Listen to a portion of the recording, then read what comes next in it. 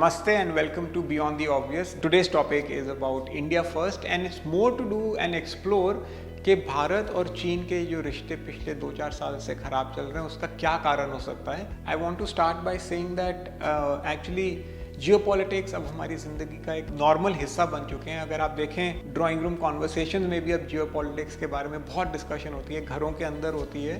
Politics तक बात सीमित थी पर जियोपॉलिटिक्स अब हमारे घर के अंदर आ चुका है. कारण ये है कि अगर आप देखें कि पिछले 2 साल में ही कितना कुछ हो चुका है दुनिया में, जैसे कि कोविड जो कि 100 साल में नहीं हुआ, इस साल पिछले 2 साल में हो गया. हांगकांग में डेमोक्रेटिक प्रोटेस्ट, बच्चे स्टूडेंट्स ज़्यादा से ज़्यादा रोड पे आ गए थे प्रोटेस्ट करने, जो कि कभी पहले हुआ नहीं था. चाइना की वजह से डेट के ट्रैप्स हैं जो कि नेपाल और श्रीलंका को झेलने पड़े. श्रीलंका का तो आपने हालत देखा भी होगा कि प्रोटेस्टर्स प्रेसिडेंशियल पैलेस में घुस गए और बड़ी मुश्किल से श्रीलंका किसी तरीके से अब अपने फाइनेंस को सुधार के आगे बढ़ने की कोशिश कर रहे हैं. इंडिया का एक क्लैश भी हो चुका है चाइना के साथ, जिसमें हमारे 20 जवान मर गए और ये क्लैश कुछ 50 साल के बाद हुआ है. लास्ट लड़ाई हमारी चाइना के साथ 62 का युद्ध हुआ था, उसके बाद एक 69 में भी एक युद्ध हुआ था छोटा सा. बालाकोट में हमारे सर्जिकल स्ट्राइक हुए हैं बाय इंडिया एंड जो कि 20 साल में नहीं हुआ वो भी हो गया. Taliban is back in Afghanistan and America has left Afghanistan. उसके बाद आप देखें कि हमारा नेबर है पाकिस्तान, उसका पॉलिटिकल टर्मोइल. इमरान खान जो उनके प्रधानमंत्री थे वो जेल में ही हैं और उनका पॉलिटिकल स्ट्रक्चर पूरा उथला पुथला दिख रहा है. सो आप देख सकते हो कि हमारे इमीडिएट नेबरहुड में भी काफ़ी एक्शन हो रहा है और पूरी दुनिया में भी काफ़ी एक्शन है और लिस्ट यहाँ पे ख़त्म नहीं होती है.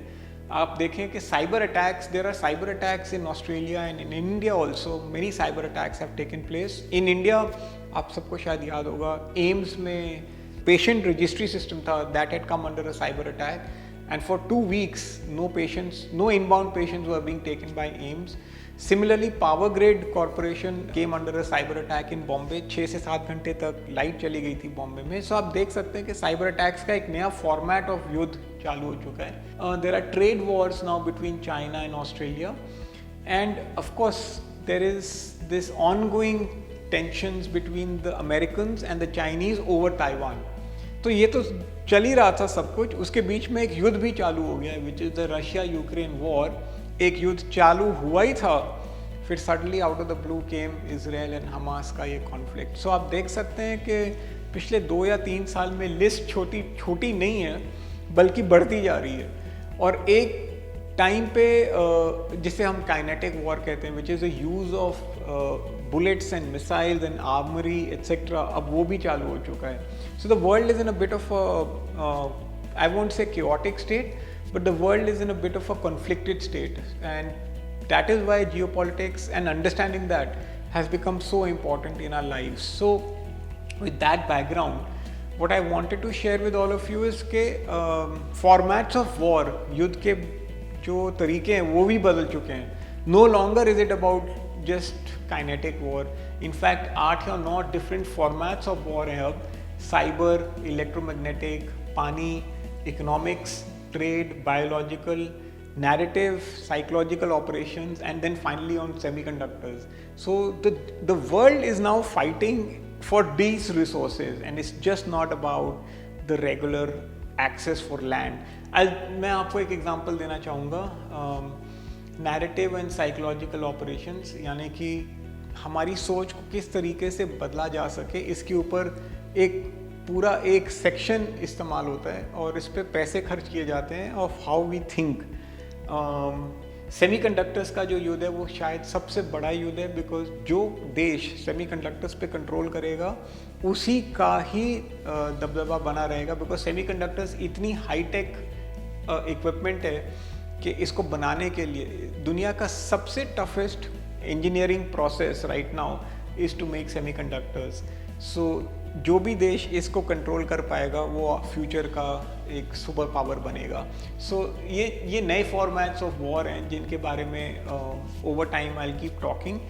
But what has all that got to do with India and China which is and some bits of conflict. But उसके लिए I have to like I said थोड़ा बहुत get back into some form of maps etc. So the first map जो मैं आपको दिखाना चाहूँगा वो है अपने देश का मैप, और ये पॉलिटिकल मैप है इंडिया का, इसको देखकर हम बड़े हुए हैं. So there nothing that we don't know about this map, but दो तीन चीज़ें मैं आप सबको बताना चाहूँगा जो कि आपको शायद पता होंगी बट फिर भी यूनिक हैं. India is the only country in the world which has an ocean named after the country, the Indian Ocean. Actually मैं कभी कभी इस देश को देखता हूँ तो मेरे को लगता है ये देश नहीं, ये कॉन्टिनेंट है, बिकॉज इतना कॉम्प्लेक्स है. और बिटवीन स्टेट्स अगर आप स्टेट टू स्टेट जाएं, अगर आप मतलब राजस्थान और मध्य प्रदेश और महाराष्ट्र, ये कोई भी स्टेट उठा लीजिए, हर स्टेट इतना अलग है और हर भाषा इतनी अलग है कि शायद ये यूरोप से ज़्यादा कॉम्प्लेक्स है. सो मच सो कि अगर आप देखें गुजरात की पॉपुलेशन इटली से ज़्यादा है. अगर आप उत्तर प्रदेश को देखें तो उत्तर प्रदेश की पॉपुलेशन ब्राज़ील से ज़्यादा है. सो ये इतना पॉपुलेटेड देश है. इस देश के पास दो और ऐसी चीज़ें जो किसी के पास नहीं है. हमारे पास दो बड़े फ्रेंडली नेबर हैं, एक का नाम है पाकिस्तान और दूसरा का नाम है चाइना. ये किसी के पास नहीं है, ये केवल हमारे पास है, दो फ्रेंडली नेबरहुड. और आपको शायद ये जान के ताज्जुब होगा कि इन दोनों देशों के साथ हम 6 युद्ध ऑलरेडी लड़ चुके हैं आज़ादी के बाद. सो ऐसा ऑलमोस्ट यानी कि हर 10 साल में एक युद्ध हम लड़ रहे हैं. 47, 62, 65, 69, 71, 99 एंड सो ये 6 युद्ध तो हम लड़ ही रहे हैं. एंड बहुत छोटे कार्यकाल में, ऐसा भी नहीं है कि ये 100 साल की हिस्ट्री है, केवल 60-70 साल के अंदर अंदर हम 6 युद्ध लड़ चुके हैं. आप लोग को ये जान के एक और चीज़ you will be surprised to know that China के साथ हमारे कभी बॉर्डर थे ही नहीं, क्योंकि हमारा जो बॉर्डर था वो तिब्बत के साथ होता था अप टिल 1952. तो तिब्बत ये हमारा नेबर सिर्फ तिब्बत होता था. फिर China actually rolled it's tanks, took over Tibet, तब से जाके चाइना हमारा नेबर बना है. So this is a bit of a map about India. और आज थोड़ा बहुत टाइम मैं स्पेंड करने वाला हूँ also on the state of Jammu and Kashmir, because इसको समझना ज़रूरी है to understand the conflict. To understand Jammu and Kashmir ज़्यादा ज़रूरी है. And so like I said, इस पे मैं थोड़ा आज डीप जाऊँगा and explain some parts of Jammu and Kashmir as well. जो अगला मैप है जिसके बारे में मैं कुछ बात करना चाहूँगा वो है पाकिस्तान. दो एरियाज़ मैं पहले दिखाना चाहूँगा with in the Pakistan map. One area I want to speak about is Balochistan. आप देख सकते हैं कि how big this space has become about of Balochistan compare to the rest of Pakistan. कितना बड़ा एरिया है. और ये है सिंध.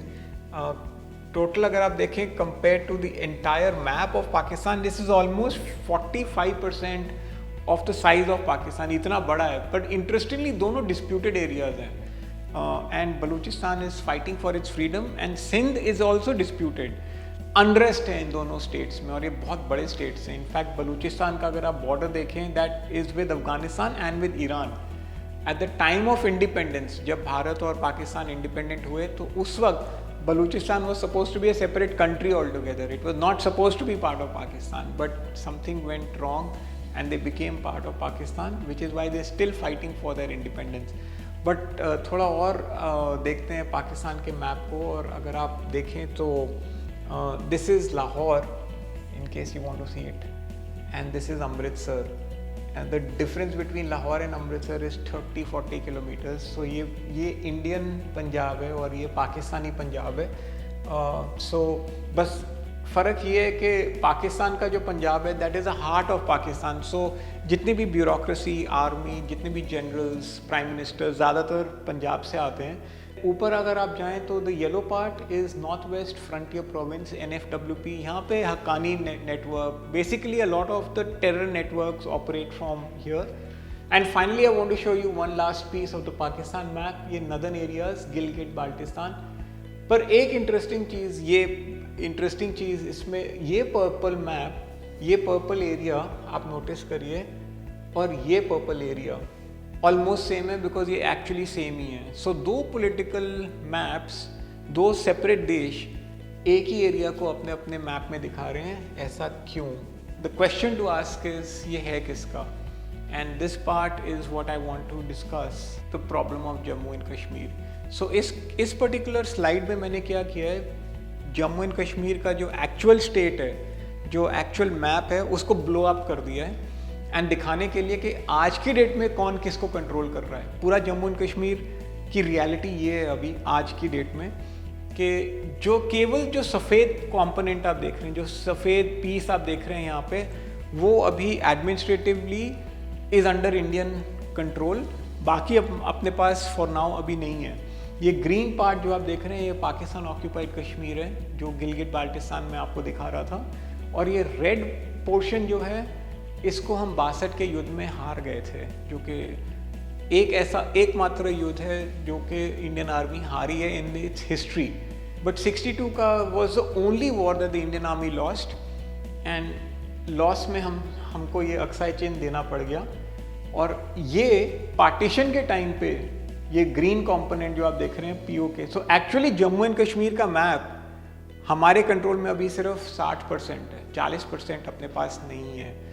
एंड वेरी इंटरेस्टिंगली जब 62 का युद्ध हमने हारा तो इन 1963 पाकिस्तान ने ये जो आप शाक्सगाम वैली इसको बुलाते हैं, 1963 में एज अ गिफ्ट ये चाइना को दे दिया।